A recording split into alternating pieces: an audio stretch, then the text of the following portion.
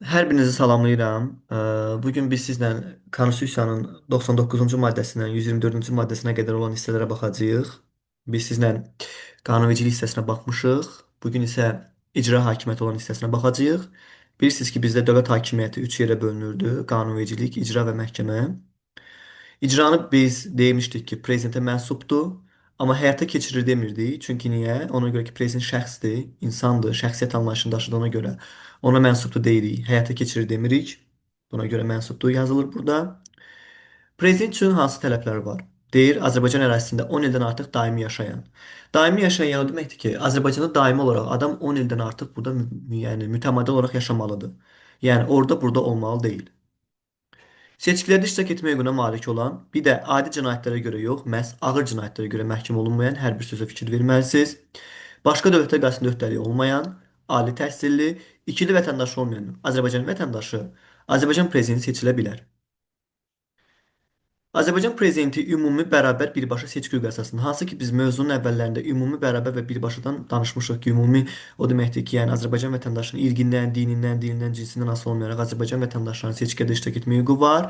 Bərabər isə hər bir seçici bərabər əsaslarla iştirak eləyir və hər bir seçicinin səsi bərabər idi. Birbaşa isə biz istədiyimiz bir məsələnin yaxud da ki, şəxsin lehinə, əleyhinə səs verə bilirik. Seçki hüququ əsasında sərbəst şəxsi gizli səs vermə yolu dedikdə isə sərbəst üzərimizdə hər cür nəzarət istisna olunur. Şəxsi o deməkdir ki, sənin yerinə bir başqası səs verə bilməz və ancaq sən öz yerinə səs verə bilərsən. Gizli isə sənin verdiyin səsi heç kəs bilməli deyil. Ki bu səs vermə yolu ilə 7 il müddətinə deməli seçilir prezident. Növbədən kənar prezident seçkilərini prezidentin özü elan edə bilər. Belə ki, yəni ondan başqa heç kəs elan edə bilməz. Bilirsiniz ki, prezident yarıdan çoxunun səs çoxluğuyla seçilir. Yəni 51% səsdən seçilir. Mütləq şəkildə yarıdan səs çoxluğu olmalıdır. Amma ola bilər ki, tutaq ki, seçkilər keçirilir, amma birinci dövrədə toplanmır. Deyək ki, misal üçün, səs vermə günündən sonra ikinci bazar günü ikinci dövrə keçirilir. İkinci dövrədə kimlər iştirak edə bilər? Məsəl üçün deyək ki, bir adam 44% səs toplayıb, bir adam deyək 45% toplayıb. Ən çox səs toplamış iki namizəd bunlardır ki, 51%-ə bunlar yaxındır. Digərləri deyək ki, 30% ya 20% səs toplayıb, onların ümumiyyətlə iştirak etmə hüququ yoxdur artıq. Birinci dövrdə deyək ki, ən çox səs toplamış iki namizəd. Yaxud da ki, ən çox səs toplayıb 48% toplayan adam var və bu da namizədliyini geri götürür. Bu namizədliyini geri götürdükdən sonra yenə də bundan sonra gələn ən çox səs toplamış iki namizəd deməli növbəti səs vermədə iştirak eləyir və artıq ikinci dövrədə də kim əgər səs çoxluğu toplayarsa, o prezident seçilmiş sayılır. Yəni 51% artıq ikinci dövrədə kim çatırsa, o adam prezident seçilmiş sayılır. Sonra deyək ki, müharibə şəraitində bu həmin məsələ bildiyiniz kimi Milli Məclisdə də belə bir hal var idi. Hərbi əməliyyatların keçirilməsi, seçkilərin keçirilməsi mümkün eləmirsə, bu barədə hərbi əməliyyatdan sonuna qədər prezidentin səlahiyyəti uzadılır. Bu müraciət kimdən gəlir? Təbii ki, Mərkəzi Seçki Komissiyasından, amma imtahanda bunu Milli Məclis olaraq yaza bilərlər. Yadınızda saxlayın ki, bununla bağlı nə Milli Məclis özündə, nə də prezident seçkilərinə müraciət eləmir.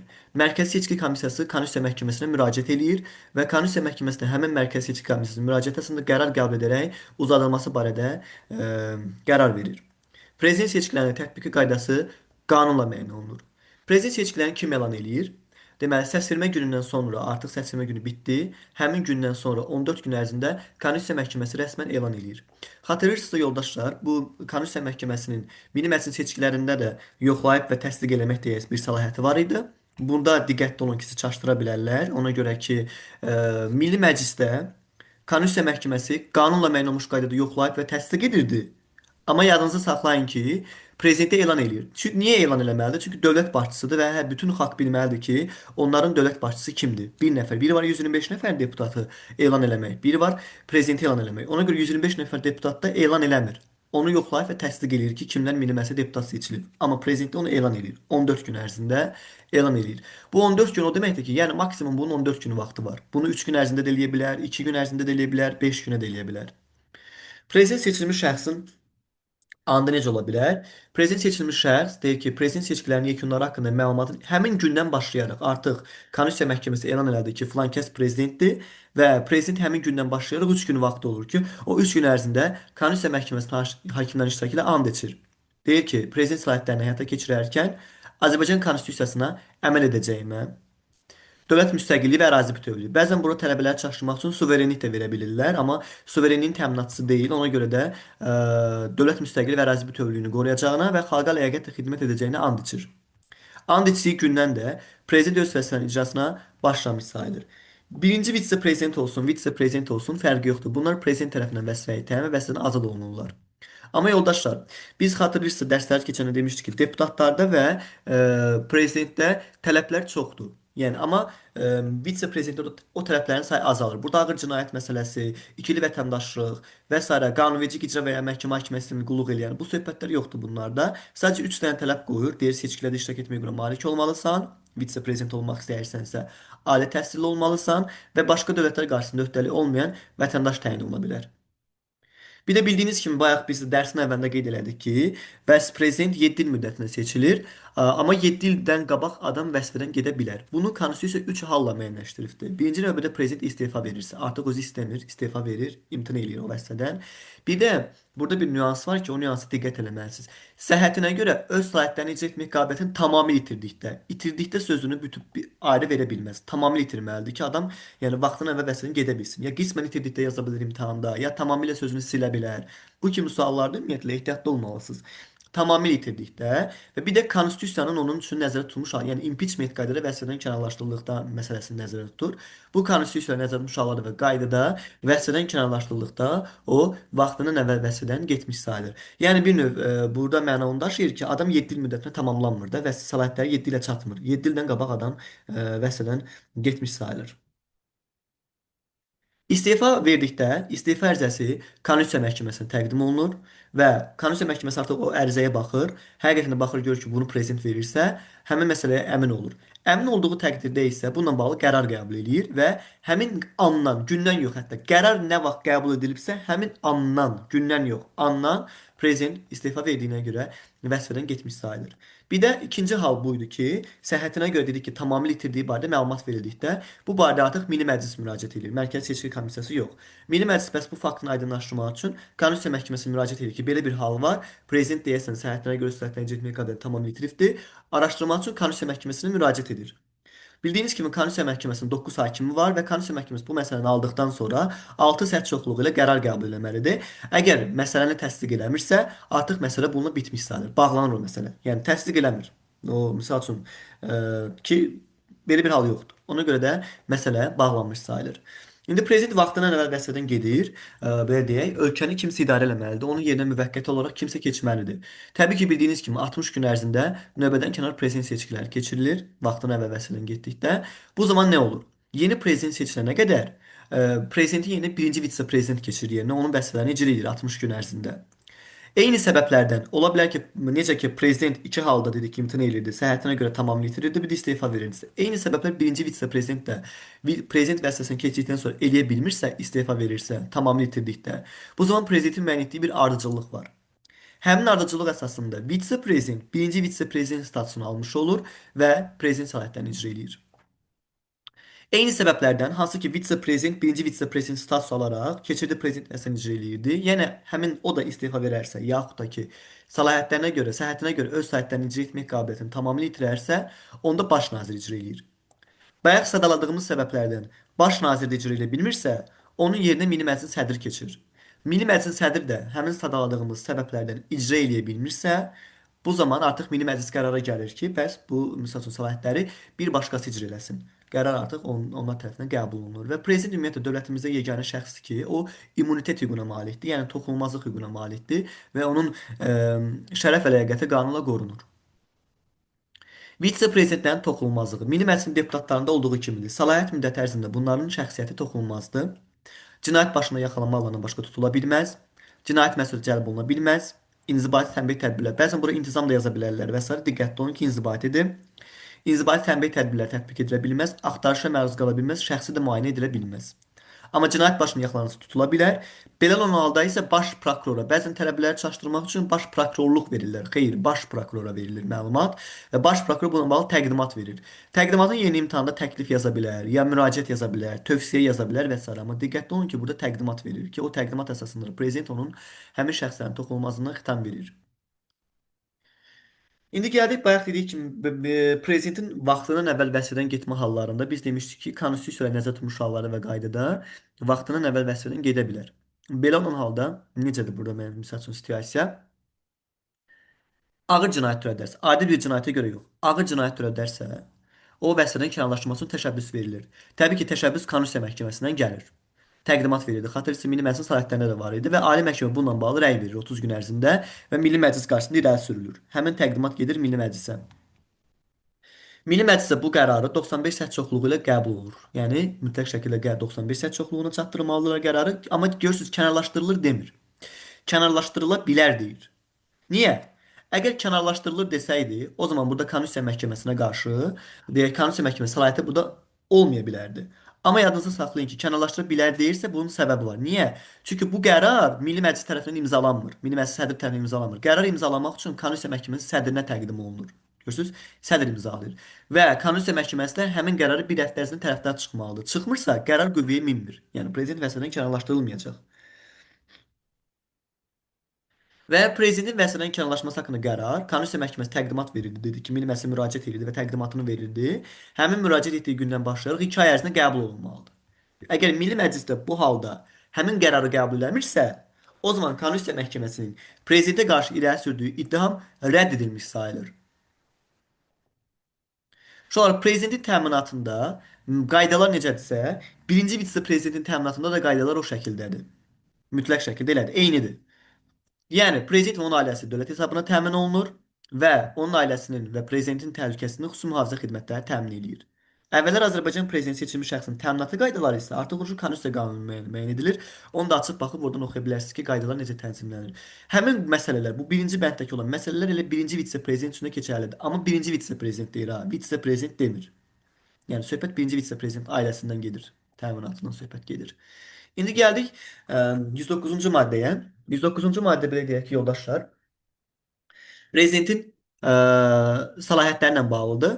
Burada bir çox səlahiyyəti Milli Məclisdən oxşardır. Niyə? Çünki Milli Məclis bəzilərini oxuyubsuz. Təsəvvür ki, o da Milli Məclis qəbul edirdi. Burada isə həmin məsələlər prezident tərəfindən gedirdi. Deməli, bəziləri oxşardır, fərqlilikləri var. Fərqliliklərə gəlin baxaq. Dedi ki, Milli Məclis seçkiləri təyin edən prezidentdir. Büdcənin təsdiqinə verir Milli Məclisin, bunu bilirsiniz. O Milli Məclisdə onun var idi. Amma iqtisadi və sosial proqramları təsdiq edir. Bəzən tələbələri çaşdırmaq üçün gətirib prezidenti bunu təmin edir yazır. Yadınızda saxlayın ki, iqtisadi və sosial təminat proqramlarını Nazirlər Komitəsi icrasını təmin edir.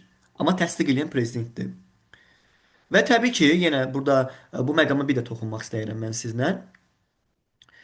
Demişdik ki, baş naziri vəzifəyə təyin oluyarkən Milli Məclisdən razılıq alır prezident. Amma baş nazir özü azad edir. Görürsünüzmü? Burada konkret şəkildə bunu ayırıb belə bir nöqtə və bir vergüllə belə bir durğu işarəsi qoyur. Yəni burada sizə göstərməyə çalışır ki, yəni baş nazir özüm azad eləyirəm. Yəni burada Milli Məclisdən razılıq almır. Amma vəzifəyə təyin edərkən razılıq alır. Təyin edir. Sonra deyək ki, Nazirlər Komitəsinin üzvlərini, yəni deyək ki, bütün nazirləri, baş nazirin müavinlərini, agentliklər var ki, Qida Təhlükəsizliyi Agentliyidir, Dövlət Turizm Agentliyi olsun, fərq yoxdur, Əqli Mülkiyyət Agentliyinin sədridir. Bunların hər biri Nazirlər Komitəsinin üzvləridir. Onları vəsait təyin və azad eləyir. Zəruri hallarda Nazirlər Komitəsi iclasına sədrlik eləyir. Yəni force major hallar ola bilər burada və Nazirlər Komitəsi istefası haqqında qərar qəbul eləyir. Normalda yoldaşlar belə deyək ki, prezident normalda fərman və sərəncam qəbul eləyir. Amma konstitusiyada iki məsələ ilə bağlı ona qərar səlahiyyəti verilibdir. Burada biri Nazirlər Komitəsi istefası haqqında qərardır. Bir də bu müddətli həqiqi hərbi xidmətə çağırılmış şəxslərin təxris olunması və onların əsgəriyə çağırılması ilə bağlı qərar qəbul edir. Sərəncam qəbul eləmir. Və büdcədən xərc ayırır. Təbii ki, mərkəzi və yerli icra hakimiyyətləri dövlət büdcəsindən maliyyələşən qurumlardır. Çünki dövlət qurumlarıdır. Onları yaratmaq üçün xərc ayırır və mərkəzi və yerli icra hakimiyyəti orqanları yaradır.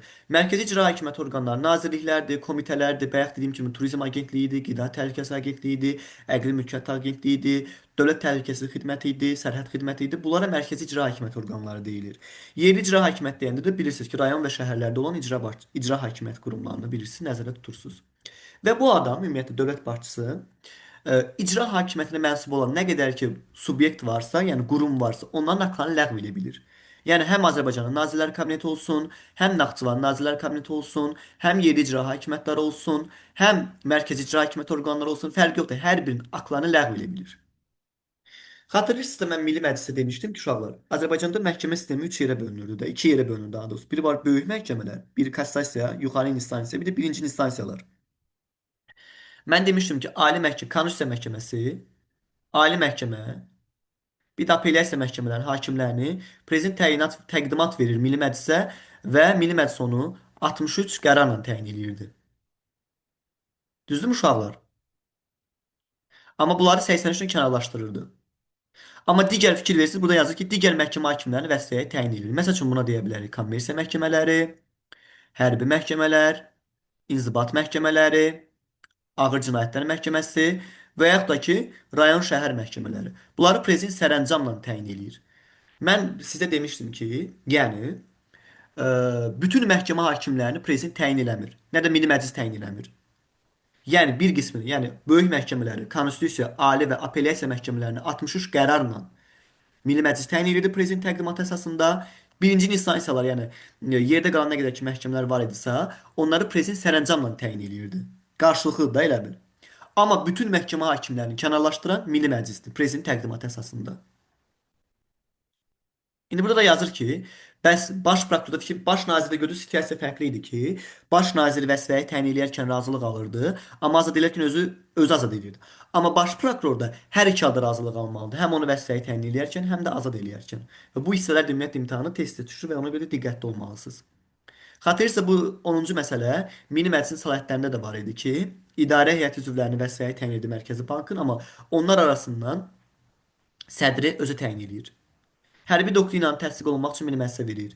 Silahlı qüvvələrin ali komanda heyətini. Ali komanda məsəl üçün baş qərargah rəisi ola bilər, quru qaşınları komandan olsun, hərbi hava qüvvələrinin komandan olsun, xüsusi təyinatlı qüvvələrin komandan olsun, hər birini özü təyin edir.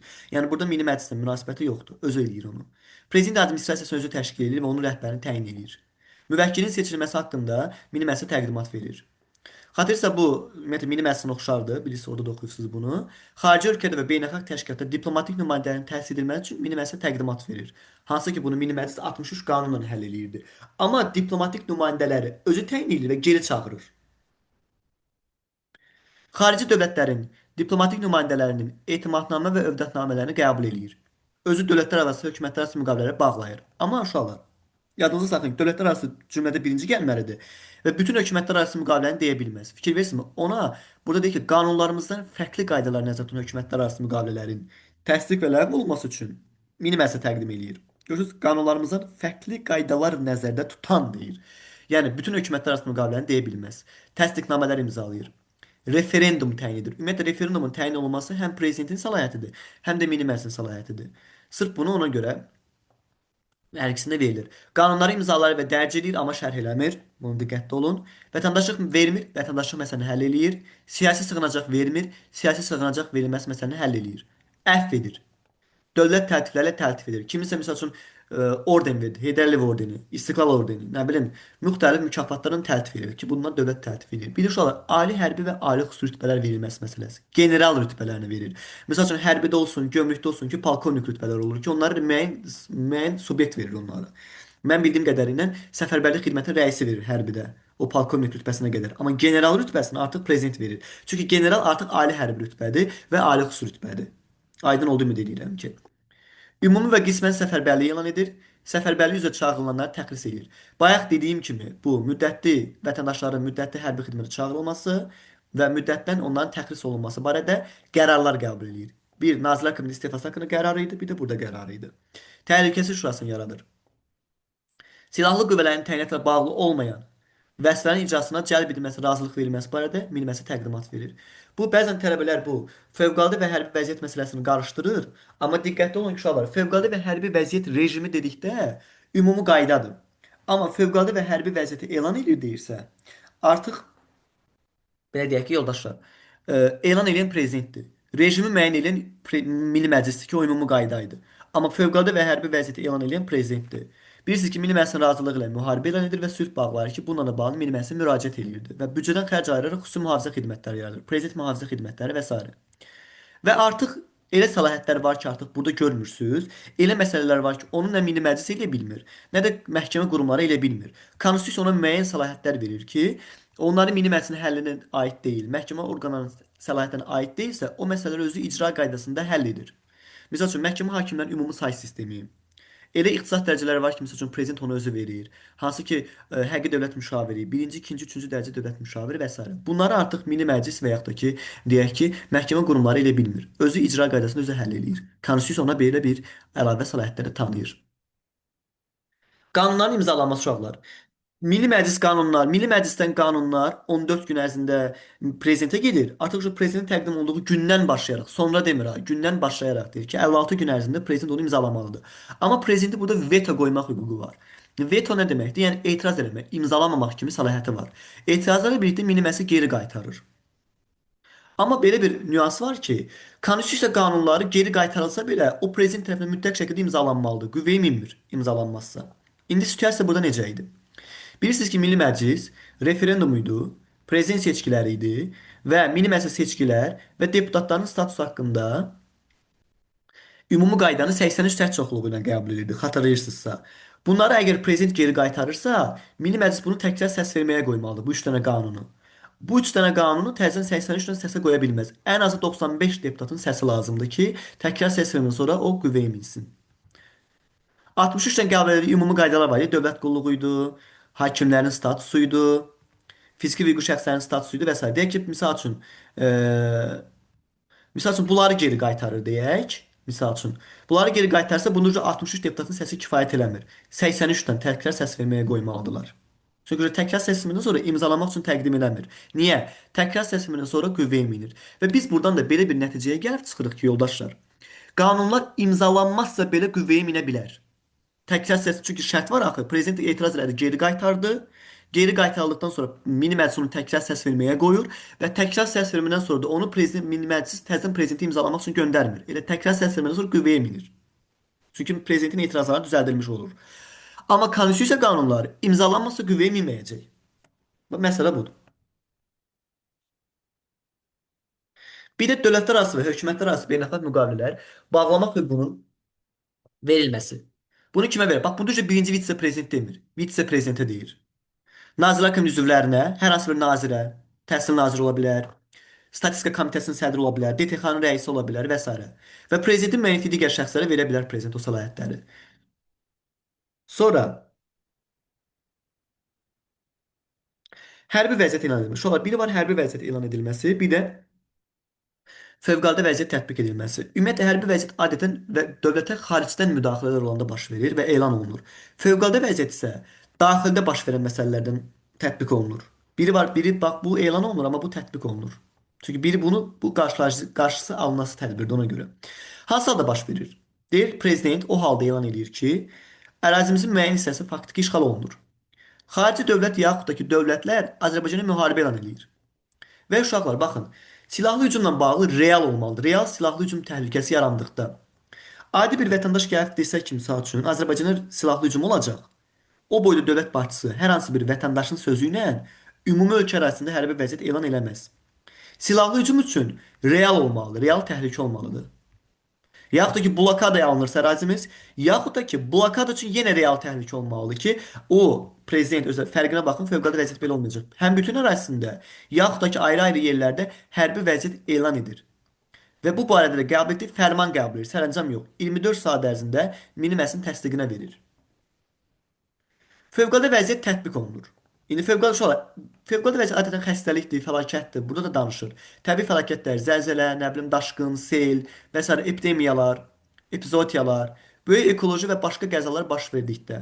Ha belə ərazi bütövlüyünün pozulması. Bəzən tələbələr ərazi bütövlüyünün pozulmasının söhbətini görəndə bunu hərbi vəziyyət elan edilir. Amma bu ərazi bütövlüyünün pozulması çox daxildə baş verən bir məsələ olduğuna görə fövqəladə vəziyyətə aid olur.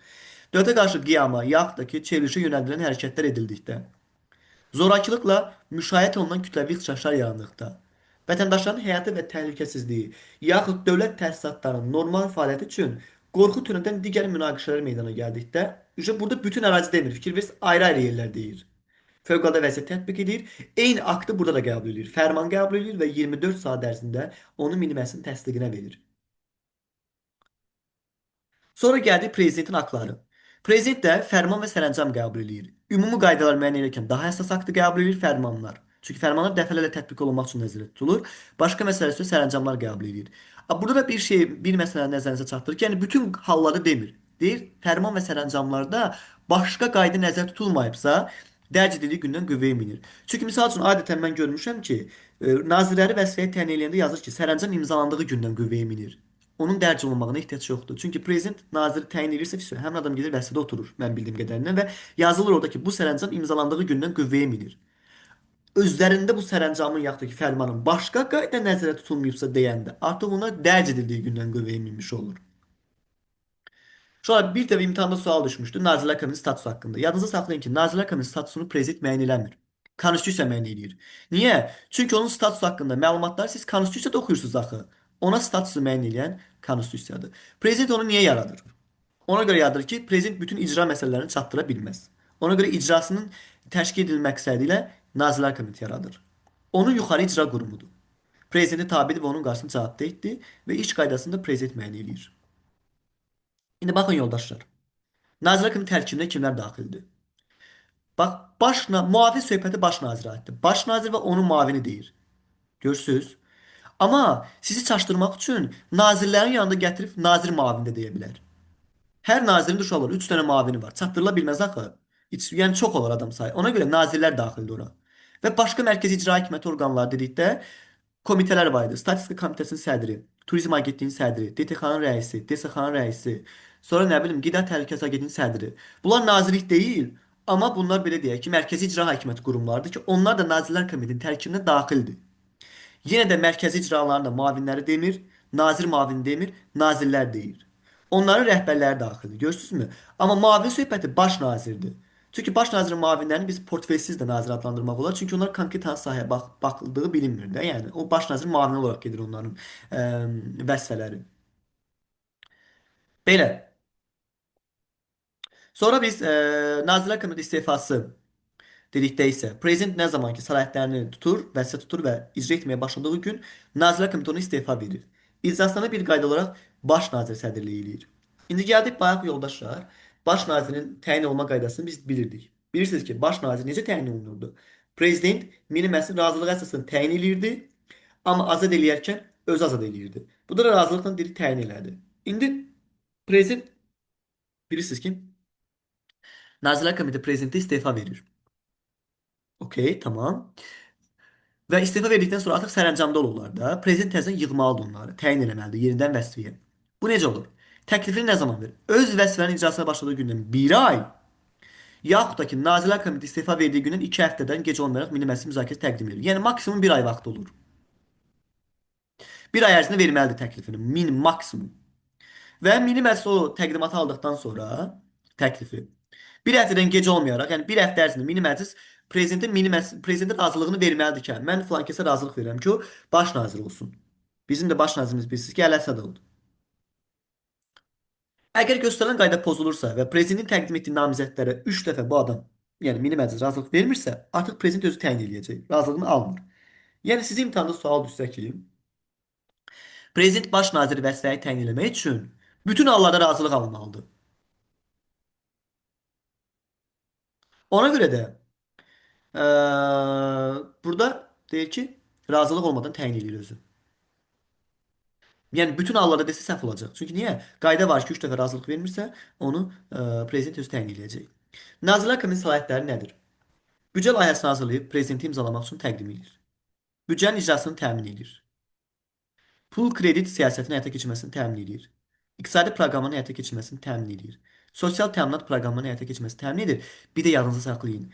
Nazirliklərə və digər mərkəzi icra hakimiyyəti orqanlarına rəhbərlik edir. Bax, burada görürsünüz, yerli icra hakimiyyəti yazmır. Naxçıvanın Nazirlər Kabineti yazmır. Onlara rəhbərlik edir yazmır. Nə də onların aktlarını ləğv edir yazmır. Sadəcə və sadəcə nazirliklərə rəhbərlik eləyir. Bir də digər mərkəzi icra hakimiyyəti orqanları, yəni Qida Təhlükəsizliyi Agentliyidir, Dövlət Sərhəd Xidmətidir, DTX-dır, komitələrdir, bunlardır. Bunlara rəhbərlik edir və onların aktlarını ləğv edə bilir. Yəni digərlərinin aktlarını ləğv eləmək prezidentə aid olan səlahiyyətdir. Sadəcə bu məsələni həll edir. Sonra deməli bildiyiniz kimi Nazirlər Komitəsinin bütün səlahiyyətlərini prezident vermir. Nazirlər Komitəsi burada gördüyünüz səlahiyyətləri, bu oxuduğunuz səlahiyyətləri konstitusiya veribdir ona. Amma elə səlahiyyətlər var ki, siz onu görmürsünüz. Onu prezident verir ona. Və ona prezidentin onun səlahiyyətini aid digər məsələlər artıq adam həll edir. Oxumadığınız, görmədiyiniz, Hansı ki onu buradakı oxumuşsunuzsa, deməli onu prezident verir. Həmin məsələlərdə Nazirlər Komitəsi həll edir. Nazirlər Komitəsinin aktları belədir ki, ümumi qaydalar müəyyən etdiyi qərarlar, başqa məsələ üzrə sərəncamlar qəbul edir və yenə də başqa qayda nəzərdə tutulmuyorsa onların qərar və sərəncamlarında dərc edildiyi gündən qüvvəyə minir. Bir də Nazirlər Komitəsi necə ki vitse-prezidentlərdə tələblər hansı idisə, burada da elə idi. Əgər sən baş nazir olmaq istəyirsənsə, baş nazir müavini, nazir, digər mərkəzi icra hakimiyyəti orqanı rəhbəri vəzifəsinə olmaq istəyirsənsə, sən seçkilərdə iştirak etməyə görə malik olmalısan, ali təhsilli və başqa dövlətə qarşı sənin öhdəliyin olmamalıdır. Vətəndaş olaraq sən təyin olunursan. Bu tələbləri ödəsən. Sən gəlib artıq bir var üzvlüyünə, sən girənə qədər sənə qoyulmuş tələblər, ki, sən bu tələbləri ödəməlisən. Bir də var sən artıq bunlardan hər hansı bu vəzifəni tutdunsa, sənə qoyulub tələblər. Deyir ki, sən əgər baş nazirsənsə, baş nazirin müavinisənsə, nazirsənsə, digər mərkəzi icranın rəhbərisənsə, sən heç bir başqa seçkili ya da təyinatlı vəzifə tuta bilməzsən. Həm hakim olub, həm baş nazir olanmazsan. Həm deputat olub, həm baş nazir, yaxud da ki, nazir olanmazsan. Sən elmi pedaqoji və yaradıcılıq fəaliyyətindən başqa heç bir sahibkarlıq, kommersiya və digər ödənişli fəaliyyətlə məşğul ola bilməzsən. Vəzifə maaşından başqa bir də elmi pedaqoji yaradıcılığa görə aldığın vəsaitdən başqa məvacib ala bilməzsən. Baş nazirin toxunulmazlığı da vitse-prezidentdə olduğu kimidir. Səlahiyyət müddəti ərzində şəxsiyyəti toxunulmazdır. Cinayət başına yaxalanmalarına başqa tutula bilmir, axtarışa məruz qalmır, inzibati qaydada tənbih tədbirləri tətbiq oluna bilməz, şəxsi müayinə edilə bilməz. Cinayət başına yaxalanırsa tutula bilir. Belə olan halda isə dərhal baş prokurora xəbər verilir və baş prokuror buna bağlı təqdimat verir, yenə də prezident ona qitam verəcək. Yerlədi icra hakimiyyəti dedikdə isə uşaqlar, yerli icra hakimiyyətinin başçılarını prezident vəzifəyə təyin edir, azad eləyir və yerli icra başçıları həyata keçirirlər. Onun da səlahiyyətlərini elə zaten prezident özü müəyyən edir. Bu qədər. 99-124 aralığının izahı.